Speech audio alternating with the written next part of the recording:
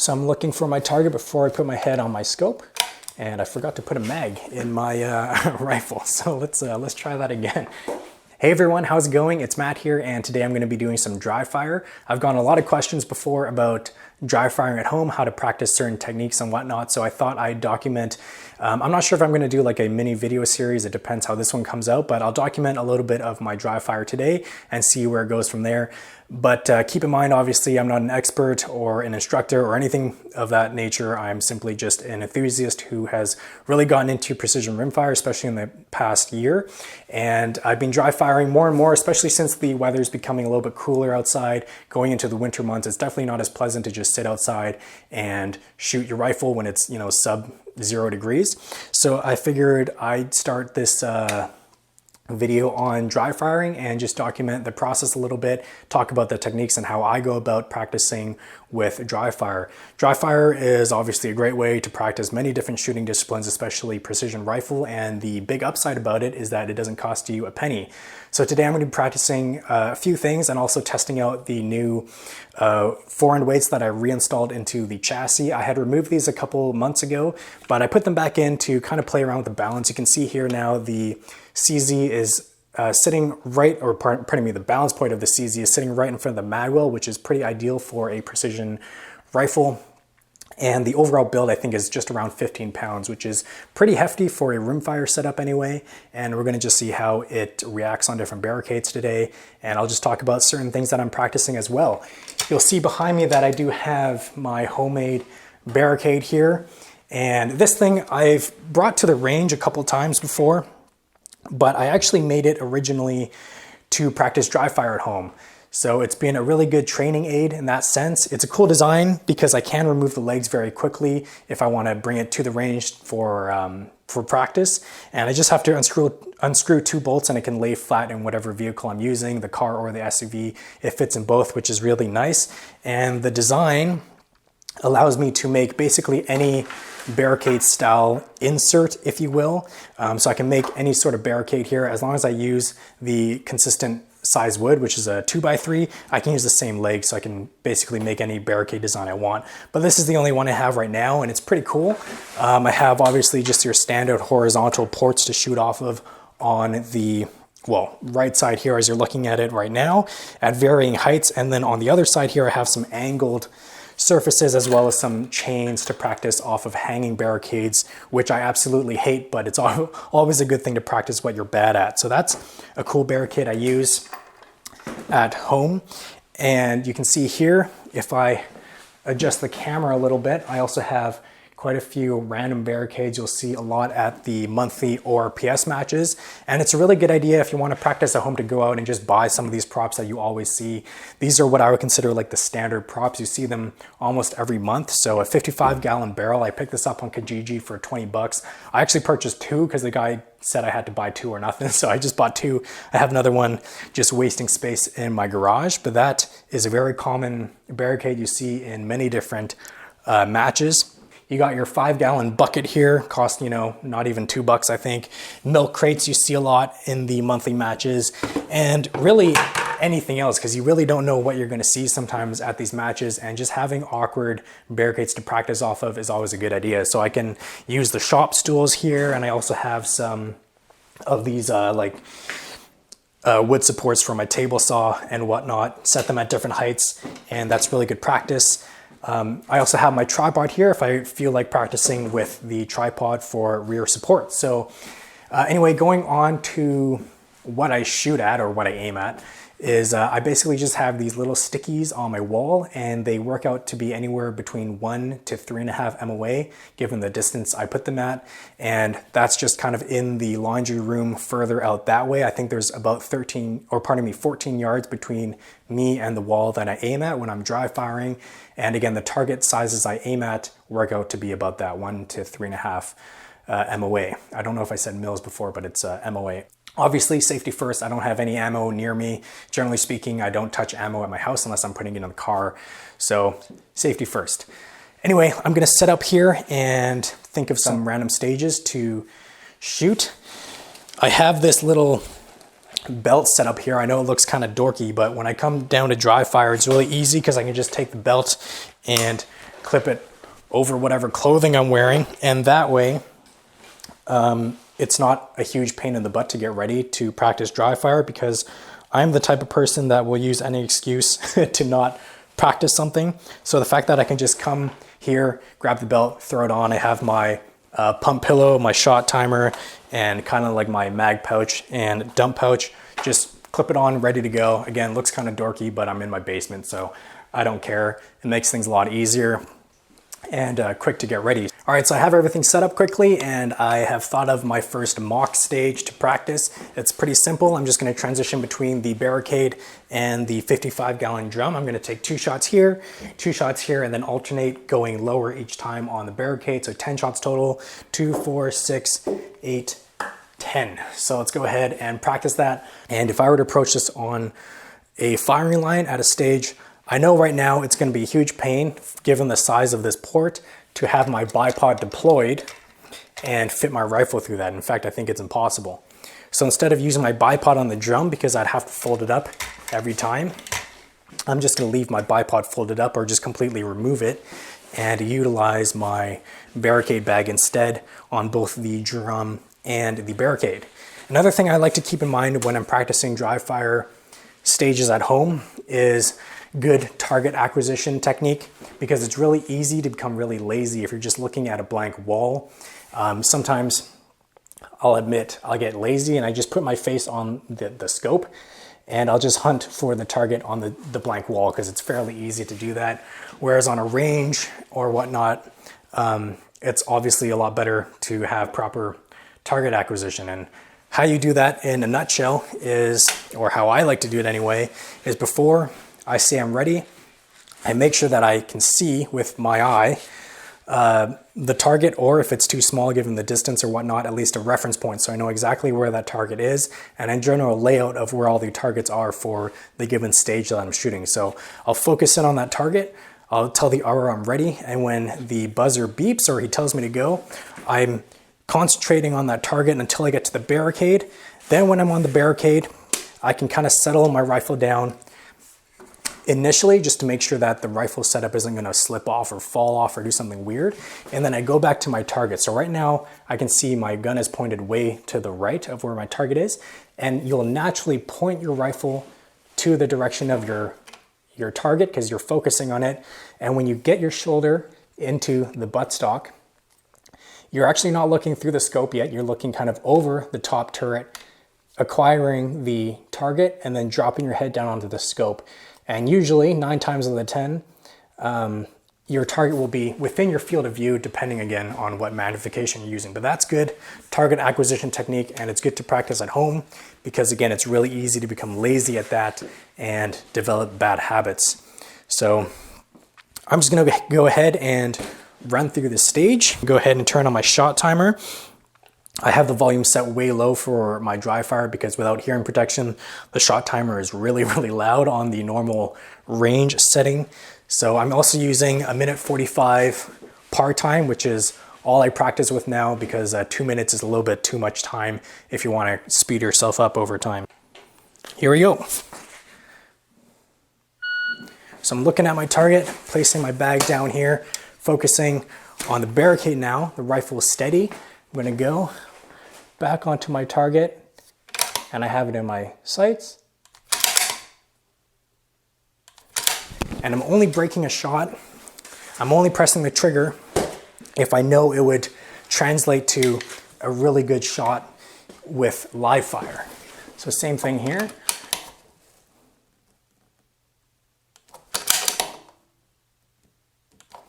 Now you'll notice here the technique I'm using on the barrel at the moment. Instead of getting on one knee and trying to use the pump pillow, for instance, would give me a really nice solid shooting position, or even just getting on the knees here, I'm choosing to stay standing and bend at the hips, which is a little bit less comfortable, but I can still get a really nice solid shooting position that's very stable. And when you're using a shooting position like this, you always want to lock the knees. You don't want to bend the knees or go like this and bend the knees here, because you're not going to be able to hold steady for very long. So keeping the knees straight and bending at the hips is the best way to go about this. You'll see precision shooters do this all the time. It may look a little funny, but it works really well. And the reason why I'm doing this is because since I'm transitioning between two barricades, I don't want to waste time getting on my knees and getting up every time we have to do that. So that's just another thing I'm going to practice. So let's start again, because I was blabbering a lot. And here we go, one more time, without the commentary.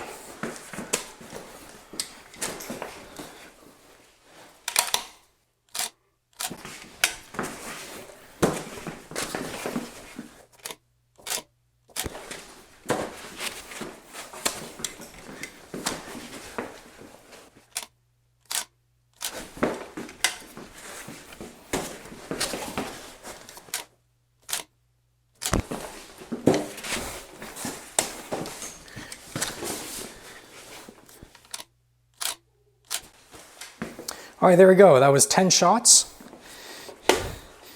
in about 60 seconds or so. When I'm done the mock stage, I'll just kind of slap the shot timer so it triggers the time, so I know a rough estimate of the time it took me to complete that stage. And that wasn't too bad. Again, I was focusing on good target acquisition and how to transition between the barricades without bumping my gun against things or being too clumsy. Fluid, good movements that are efficient and fast, but stable at the same time. So I obviously didn't use the pump pillow for this, but it worked out really well. I think all the shots that I broke were good and probably would have translated to a hit using live fire. So I'm gonna do this again. I usually do it a couple times, the same stage, just to get used to it. And after that, we will reconvene and think up of another stage to do and talk to you about. Another thing I should note really quickly before I do this again is that time when I did the mock stage, I pretended there was just one target at one specific distance, but I actually have several of these stickers pasted up so I can transition between the different stickies and pretend that I'm shooting at different distances and whatnot. And that way I can practice holdover or dialing. I have like even this fake dope card sheet on my stock. So I have like fake data I have to hold for if I want to practice that. So I'll do that now. So I'll pretend there's two targets, hitting each target once, and I'll just pick, you know, two dope numbers to practice my holdovers. So I'll do that same stage, just pretending they're two targets now. And we'll do that a couple times.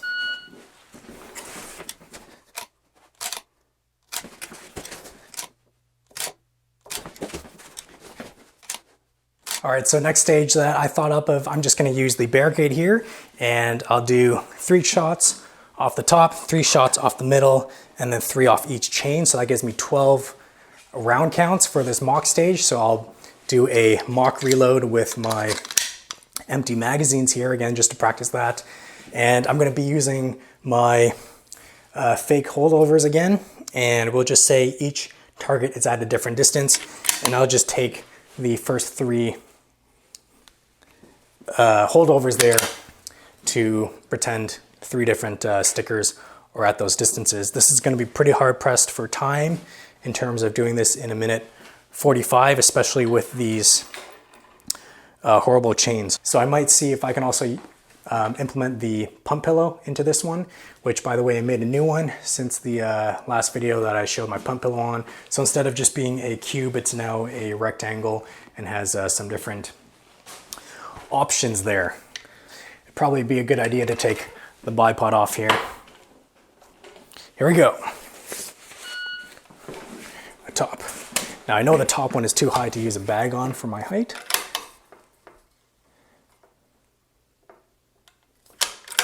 Okay, the next holdover I'm doing is 1.8. And 3.3.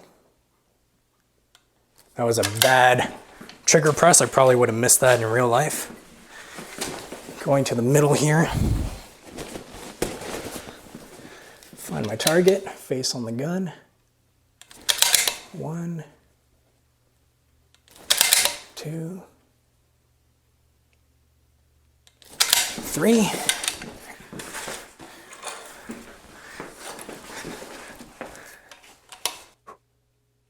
Oh, was that shot? 2, that was good. Shot. 3. 1, 2, reload. Yeah, there we go. 2, 3. 97 seconds. So just a couple seconds to spare. And that was pretty good practice. I might do the exact same stage now, but dialing, and see how comfortable I am with it, and also compare the times. It's really interesting doing a stage with holdovers and then dialing right after, just to see how comfortable you are with each method, and as well as the time difference, because in theory, dialing should take a significant more amount of time, but what I've actually found is the time difference when I dial versus holdover is really minimal, just usually a couple seconds. And I think that's because when I dial, it's really intuitive to use the middle of the crosshair, and I can kind of point it at the target a little bit more intuitively and naturally. Whereas if I'm holding over, I have to kind of think in my head where on the reticle to hold over and then put that spot on the target. So I don't actually save that much time when I'm using holdovers, which is really interesting to me. And that's only something I knew from doing a lot of dry fire practice at home. But it's good to practice both, because depending on the stage and, you know, whatever the stage throws at you, you might want to hold over some stages and you might want to dial. In general, I do hold over more than a dial nowadays, because I'm getting more and more comfortable using this EBR-7C reticle in the Strike Eagle. But before, I couldn't hold over anything over like 3 mils because it was really uncomfortable for me. And after practicing a lot of holdovers, both live fire as well as dry fire here at home, it's helped. So definitely practice that. It's good to know how to hold over sometimes. So we're going to do the same stage, but this time I'm going to dial. Here we go.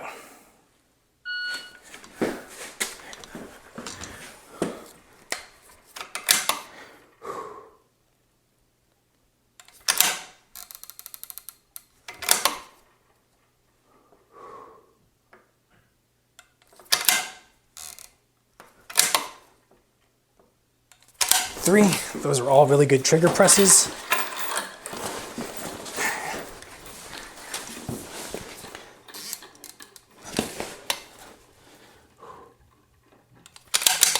One. Forgot to reload. Three.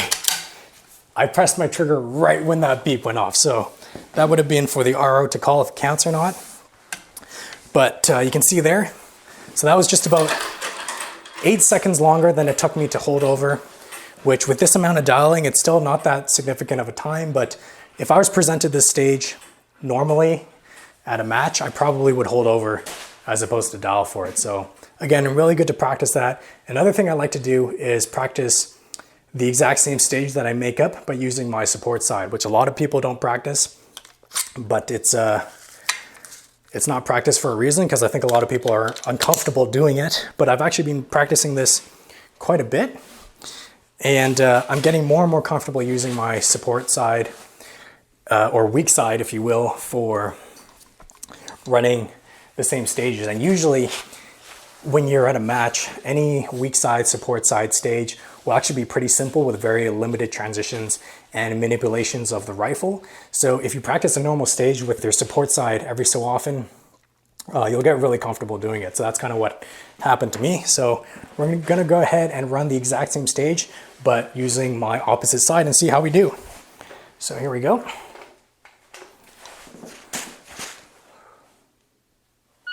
And I wouldn't be surprised if I time out, but I will use holdovers for this one. 1, 2, 3. So I use my left knee here with the pump pillow. 1, 2, 3.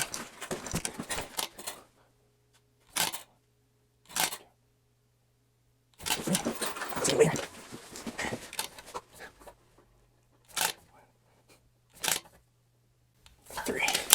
There we go.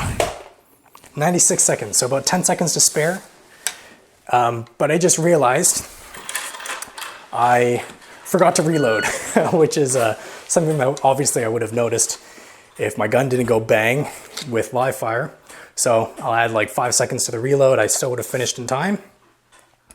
And yeah, good support side practice. I also, by the way, keep in mind the level. So anytime I'm about to break the shot, I can just verify that the rifle is not canted. And that's really easy for me because I shoot with both eyes open. So my left eye can spot the level while I'm focusing with my right eye on the target. And it takes a little bit of practice, but once you get used to it, it's also really good, good technique.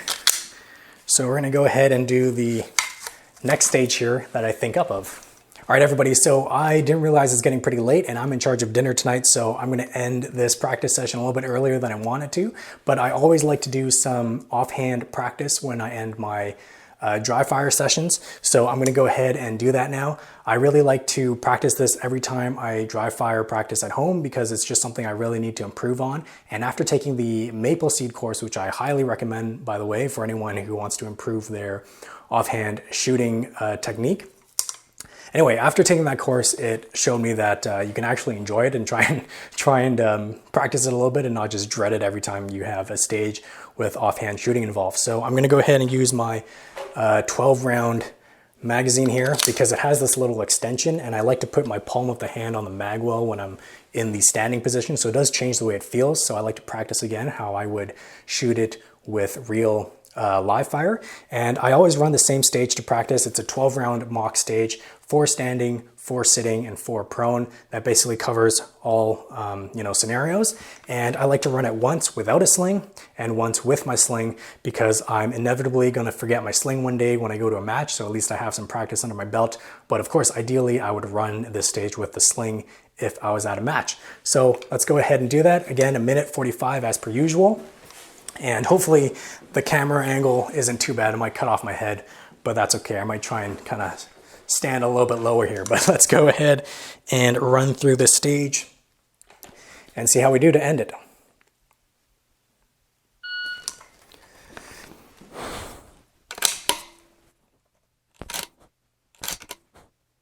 That was a horrible trigger press. I probably would have missed that shot. There.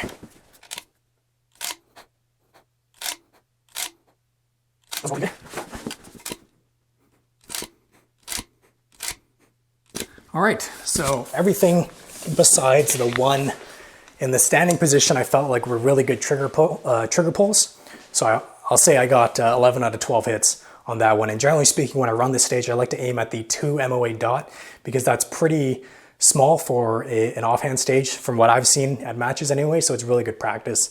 And we'll go ahead and run through the stage one more time with the sling, of course, which I have right here in my, in my back pocket. So go ahead and hook this thing up really quickly. All right, so let's do this sling up here. And shooting offhand with a sling is like night and day. I would say like it's probably 50% easier to do with a sling on your rifle, but good practice to do it without a sling, of course. So one more time with the sling.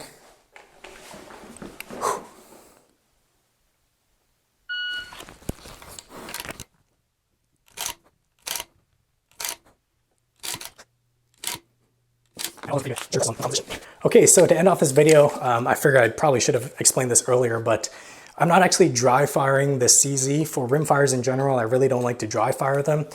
You probably can get away with it. I mean, in normal use, you'll always dry fire a gun a few times, which won't hurt it. But if you're gonna be dry firing like this, like practicing at home, I can't consciously dry fire my rimfire rifle. So what I do instead is I keep the safety on. And what that allows me to do is I still have a bit of a trigger squeeze to practice with, but of course I don't feel the break. So that is a downside with practicing like this, but every so often I'll bust out the center fire and do dry fire practice at home, and it has a similar trigger feel. So I get the to practice the trigger break, of course, and then when I'm doing live fire at the range, it's something I definitely keep in mind is to really practice feeling the trigger and getting used to it, because I can't do that, or at least I don't want to do that with dry fire practice. Anyway, hopefully you guys enjoyed this little video.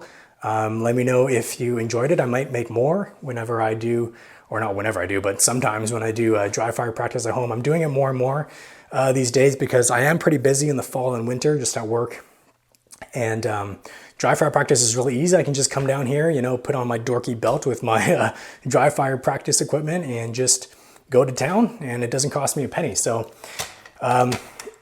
thanks for watching. Hopefully you guys maybe learned something that you can practice at home as well. And I will see you guys in the next video. Take care and see you later.